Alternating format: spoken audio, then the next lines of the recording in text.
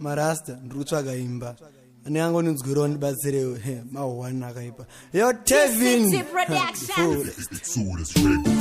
lelodi vakamuka makuseni machipopota rasclopas musave makavataridzira pasi ataki gogogo itisvikewo pano handisi kuda kutaura ngano munhu wese ngarume mazino anenge andiseka ndokudambura mutu lelodi vaipopota vakavata mutuno vakamira panhandare pavo vakabata zidemo vanzibva pano vaipopota vakabata mutuno vakamira panhandare pavo vakabata zidemo vanzibva pano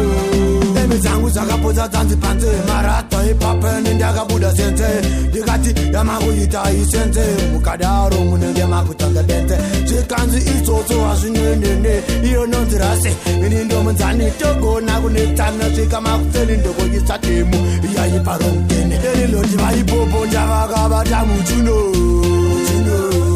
vakamira panhandare pavo vakabata zidemo vanzibva pano vaipopota vakabata mutuno vakamira panhandare pavo vakabata zidemo vanzibva pano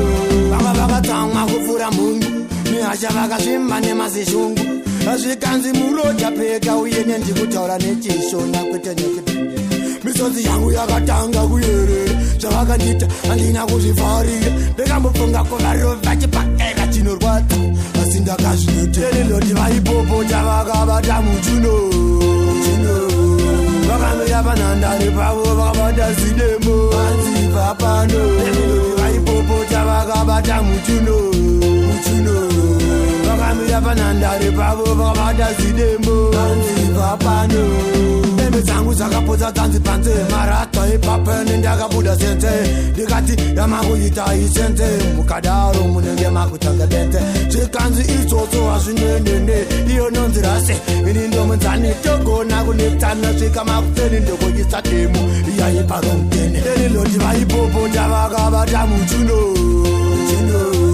vakamira panhandare pavo vakabata zidemo vanzibva pano vaipopota vakabata mutuno vakamira panhandare pavo vakabata zidemo vanzibva pano rasclopas musave makavataridzira pasi vanhu vangoma rinochavisa matanhasi Tevin to the fullest.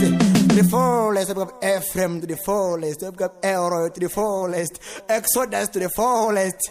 to the fullest.